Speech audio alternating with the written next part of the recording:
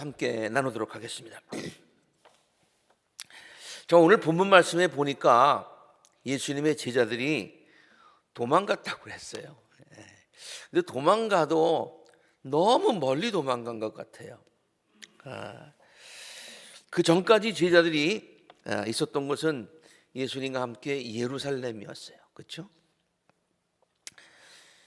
그런데 그들은 디베랴 바닷가까지 도망을 갔어요.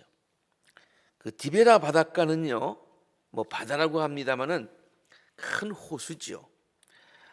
갈릴리 지역에 있습니다. 예루살렘에서 만약에 걸어서 간다 그러면은 3일 길은 좋게 가야 되는 그와 같은 먼 곳입니다. 제자들이 이제 완전히 고향으로 돌아간 겁니다. 조금 예루살렘에 좀 근방에 있다가 다시 상황을 봐서 다시 예루살렘에서 사역하겠다는 것이 아니라 이제는 다 손 털고 이제는 완전히 포기하고 그리고 고향인 갈릴리 디베랴 바닷가까지 가서 옛날에 하던 그 고기잡이를 다시 시작한 것입니다. 한두 명이 간 것이 아닙니다. 제자들이 아주 무리를 지어서 고향으로 갔습니다. 본문 말씀에 보면은 디베랴에서 고기를 잡고 있던 제자들의 수가 7명이라고 소개하고 있습니다. 그 중에 다 이름이 소개되지는 않았습니다만 수제자 베드로가 있었습니다. 베드로가 먼저 가자고 그랬어요. 가겠다고 그랬어요. 베드로는 예수님의 빈 무덤을 직접 확인한 제자였습니다. 그리고 도마도 함께 있었습니다. 도마는 부활하신 예수님의 손과 옆구리를 직접 만져보고서 나의 주님, 나의 하나님이라고까지 고백한 제자였습니다. 몰랐으면 몰라도, 보지 않았으면 몰라도 보고 했는데도 갔어요. 거기에 나다니엘도 있었습니다. 나다니엘이 누구입니까? 그는 예수님을 만나자마자 선생님은 하나님의 아들이시고 이스라엘의 왕 메시아가 되십니다. 그렇게 고백했던 제자 아닙니까? 또한 그들 가운데는 야고보와 요한도 있었습니다. 야고보와 요한이 누구입니까? 그들은 예수님께서 가장 아끼셨던 세 제자 베드로와 야고보와 요한. 그 야고보와 요한은 형제였었는데 그 둘도 있었습니다. 이렇게 보면은 예수님께서 가장 아끼셨던 세 제자가 또 제자 중에서 핵심 멤버였던 그들이 중심이 되어서 멀리 다 도망간 것입니다. 이 복음서를 기록하고 있는 요한은 이 사실이 너무 부끄러워서 예수님이 자기를 그렇게 믿어 주었는데 너무 포기하고 도망간 것이 너무 부끄러워서 자기 이름을 직접 기록하지 않았어요. 그러고서 세베대의 아들들 이렇게 얘기를 했습니다. 세베대의 아들들 야고보와 요한이죠. 자기를 포함해서. 이렇듯 디베랴 바닷가에서 고기를 잡고 있었던 제자들이 누구였는지를 자세히 살펴보면은요, 정말 그 내용을 알고 보면은 정말 우리가 생각해도 창피할 정도입니다. 그들도 나중에 이것을 생각하면서 창피를 느꼈고 우리도 읽으면서 창피하고 하물며 예수님의 마음은 어떠하셨겠습니까? 얼마나 실망이 크셨겠습니까? 가장 믿었던 제자, 사랑하는 제자들, 그들이 멀리 완전히 포기하고 완전히 떠나가 버렸어요. 그런데도 예수님은 디베랴 바닷가까지, 디베랴 호수까지 그 멀리 제자들을 직접 찾아가 주십니다. 직접 찾아가 주십니다. 제자들을 책망하시기 위해서 거기까지 찾아가신 것이 아니었습니다.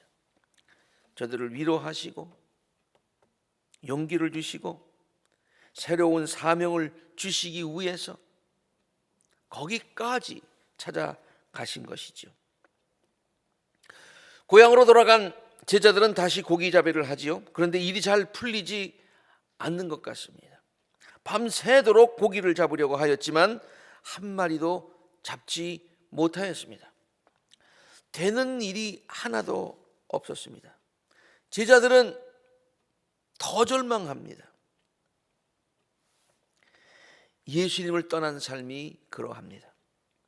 그런데 예수님은 밤새 고기를 잡지 못하였던 그들에게 많은 고기를 잡게 해 주십니다. 배 오른편에 그물을 던지라고 말씀을 하시죠. 제자들이 그렇게 했더니 그물이 찢어질 정도로 고기가 많이 잡혔다고 성경이 기록하고 있어요.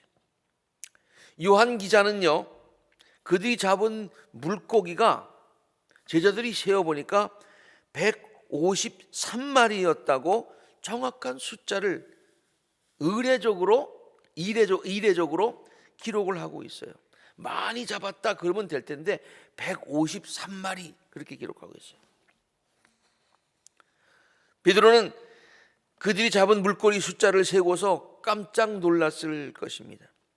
우리들은 그냥 153마리 그러면은 그냥 153마리인가 보다 그러는데 유대 사람들은 153 하면은 또 떠오르는 미닝이 또 있었어요. 히브리 말에는 숫자적인 의미도 내포되어 있기 때문입니다. 이렇게 문자를 수로 표시하는 것, 그 숫자가 있으면 글이 생각나고 또 문자를 통해서 수를 표시하고 그런 방법을 게마트리아라고 합니다. 그러니까 153이라고 하는 숫자를 보면 우리는 느끼지 못하지만 이스라엘 사람들은 153 그러면 떠오르는 말이 있다는 거예요. 그 말이 무슨 뜻이냐? 하나님의 자녀들이라고 하는 그런 뜻이죠. 베드로가 제자들이 그물이 찢어질 정도로 잡았던 것은 단순히 물고기들이 아니었다고 하는 것이죠. 예수님은 그렇게 제자들에게 물고기를 풍성하게 153마리나 잡게 해주시면서 주시는 메시지가 있었는데 그것이 뭐냐?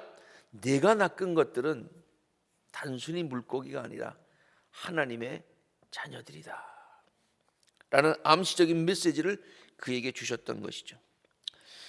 베드로는 자기가 잡은 물고기를 세어보면서 깜짝 놀랐을 것입니다. 왜냐하면 예수님께서 그에게 처음에 하셨던, 자기를 부르실 때 하셨던 말씀이 생각났었을 것이기 때문이에요. 내가 너희로 사람을 낚는 어부가 되게 하겠다. 사람을 낚는 어부가 되게 하겠다. 동시에 예수님은 베드로로 하여금 153마리의 고기를 낚게 하시면서 그런데 왜 아직도 하나님의 자녀들을 낚는 일을 하고 있지 않느냐? 왜 그냥 고기만을 낚으려고 하느냐? 네가 낚아야 될 네 사명은 하나님의 나라와 하나님의 의를 구하면서 많은 영혼들을 살리는 사람을 낚는 일 아니겠느냐? 내가 사람을 낚는 사명을 이제는 감당해야 될 때가 아니겠느냐라고 말씀하고 계신 것이죠. 그리고 그 이후에 기사들을 쭉 읽어보면 계속해서 베드로에게 물으시죠. 요한의 아들 시몬아, 내가 이 사람들보다 나를 더 사랑하느냐? 베드로가 대답합니다. 주여, 그러하이다. 내가 주를 사랑하시는 줄을 주께서 아시나이다. 그러자 예수님은 베드로에게 사명을 주십니다. 내 어린 양을 먹여라. 3번씩이나. 이제 모든 것이 끝났다고 생각하면서 절망하면서 이 디베라까지 멀리까지 갔던 그 제자들을 찾아가신 예수님, 부활하신 이후에 예수님의 그런 행하신 것들을 보면서요, 그렇게 멀리까지 도망간, 절망하고 포기하고 간 제자들을 거기까지 찾아가 주셨다는 이야기가 2번씩이나 기록되어 있어요. 한 번은 지금까지 말씀드린 디베라 바닷가에 찾아가신 예수님의 모습이고, 누가복음에 보면은 엠마오로 돌아가는 그 제자, 지금 요한복음에는 요한이 자기가 옛날에 도망갔으니까 자기 이름을 빼고 세베대의 아들이라고 했는데, 이 누가복음에도 그 엠마오로 가는 그 두 제자 중에 하나가 누가였어요.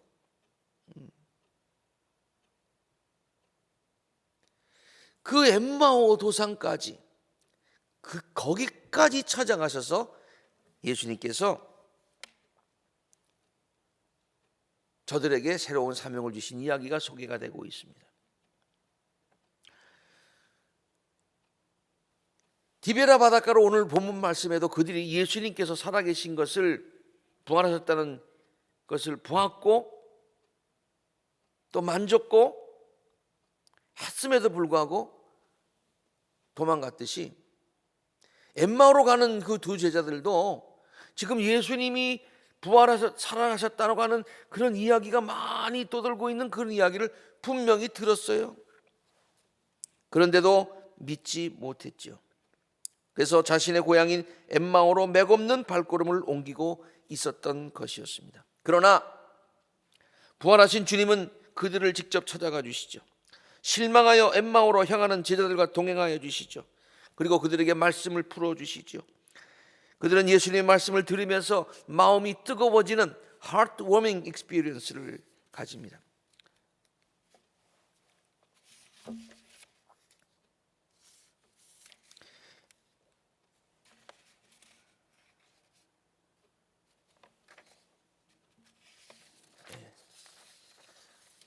제가 2장을 넘겼어요. 그뿐만이 아닙니다. 예수님은 그들에게 떡을 떼어주시면서 축복을 해주시죠. 그때 그들의 눈이 열리는 경험을 하게 됩니다.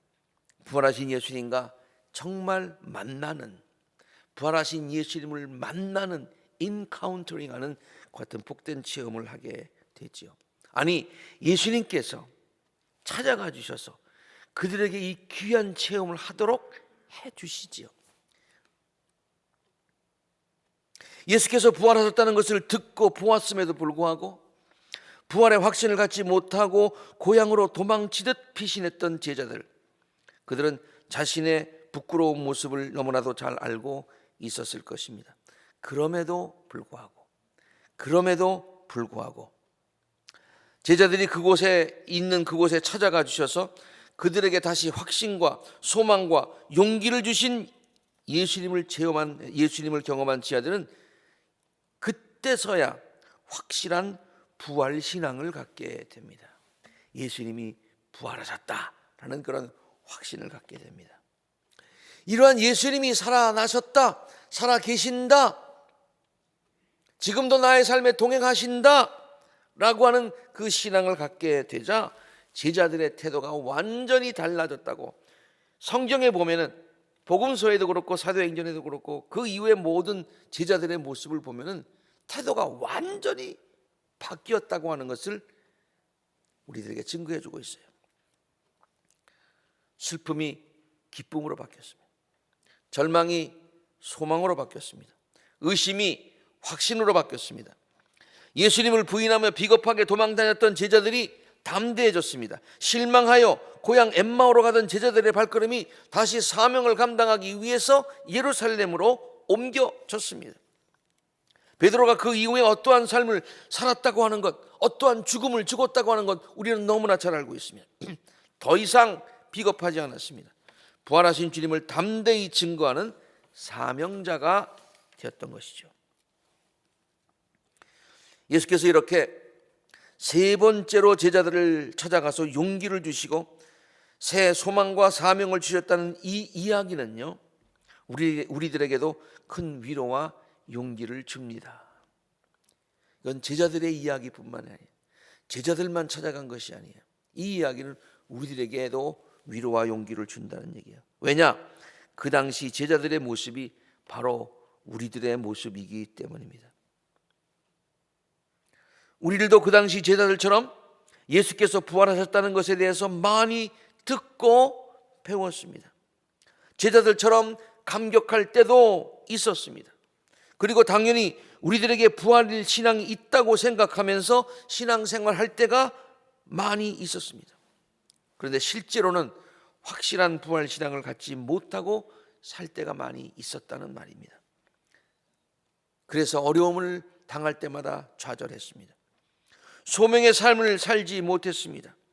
옛 모습 그대로 살 때가 많이 있었습니다. 얼마 전 기독교 신문에요, 어느 목사님께서 무엇이 기독교의 핵심적인 신앙이냐 라고 하는 것을 잘 요약해서 설명한 글을 읽어보았습니다. 참 잘 요약했다, 그 제가 생각을 했어요. 그분이 이렇게 설명을 합니다. 기독교 신앙의 집을 튼튼히 세우기 위해서는 4가지 기둥이 필요하다는 거예요. 신앙의 집, 우리들의 삶의 신앙을 기초해서 집을 지으려면, 그 집이 튼튼하게 서 있으려면 그 기둥이 4개가 확실히 있어야 된다는 거예요. 그 기둥, 4가지 기둥은 첫째, 창조 신앙, 두 번째, 구속 신앙, 세 번째, 부활 신앙, 네 번째, 재림 신앙이에요. 제가 이 기둥을 해가지고 저렇게 한번 그림을 그려보라고 그러니까 이 김광일 전도사가 아주 참 잘 그렸어요. 네. 그 위에다가 집을 짓는 것이죠. 창조신앙이랑 하나님께서 말씀으로 천지 만물을 창조하셨다는 것을 믿는 신앙이죠. 우리가 왜 창조를 받았는가? 왜 지음을 받았는가? 하나님께 영광을 돌리기 위해서 지음받았다는 것을 확실하게 믿고서 그렇게 살아가는 신앙입니다. 구속신앙이랑 우리들은 예수 그리스도의 십자가의 공로를 통해서만 은혜로 구원을 얻을 수 있다는 것을 믿는 신앙입니다. 다른 이름은 없습니다. 오직 예수 그리스도를 통해서 우리가 구원받는다. 이게 구속신앙이죠. 부활신앙이라고 하는 것은 예수님은 부활하셔서 우리들에게 부활의 소망과 영생을 주셨다. 예수님이 부활의 첫 열매가 되셨으니 우리는 그 다음 열매로 예수 부활했으니 할렐루야, 우리도 부활하겠네, 할렐루야. 이것이 부활신앙이죠. 재림신앙은 부활하셔서 하늘보좌에 계신 예수님은 약속하신 대로 재림하시고 우리들은 주님과 함께 영생 복락을 누리게 되는 것을 믿는 마라나타의 신앙입니다. 주 예수여 어서 오시옵소서. 이 4가지 신앙은 우리 모두에게 반드시 있어야 하는 필수적인 것들이죠. 어느 것은 있고 어느 것은 없어도 되는 것이 아닙니다. 어느 것은 많고 어느 것은 좀 부족해도 되는 것이 아닙니다. 4 기둥이 다 있어야 하듯이, 또 4 기둥의 높이가 똑같이 동일해야 하듯이, 이 4 기둥이 모두 다 튼튼해야 하듯이, 이 4은 우리들의 신앙의 집을 세우는데 반드시 모두 건강하게, 튼튼하게, 온전하게 있어야 하는 것들이죠. 부활하신 예수님은 디베라 바닷가까지, 또 엠마오의 길까지 제자들을 찾아가 주셔서 그들에게 확실한 부활의 신앙의 기둥을 든든하게 세워 주신 것입니다. 오늘 부활하신 주님께서 우리들에게 찾아오신 줄로 믿습니다. 오실 줄로 믿습니다. 그리고 우리들에게도 확실한 부활 신앙의 기둥을 든든하게 세워 주시기를 바라며 세워 주실 줄로 믿습니다. 확실한 부활 신앙은 우리들에게 소망과 용기를 줍니다. 사명을 감당할 수 있는 새 힘을 줍니다. 우리들로 하여금 땅만을 바라보며 사는 삶이 아니라 하늘의 소망을 갖고 날마다 복된 삶을 살게 해 주실 것입니다. 한숨지며 사는 삶이 아니라 부활하신 주님과 함께 할렐루야를 외치며 살아가는 승리의 삶을 살게 해 줄 줄로 믿습니다. 기쁘고도 복된 부활주의를 맞이하여서 또 부활 절기를 맞이하셔서 우리 교회와 성도님들의 모든 삶에 모든 것들이 소생되고 회복되는 역사가 있게 되기를, 그리고 오늘의 기쁨이 부활절 타이드, 기쁨이 파도가 밀려오듯이 매일매일 기쁨과 소망의 기쁨의 물결이 우리들의 삶에 넘치시기를 모든 것을 새롭게 하여 주시는 예수 그리스도 이름으로 간절히 축원합니다. 아멘.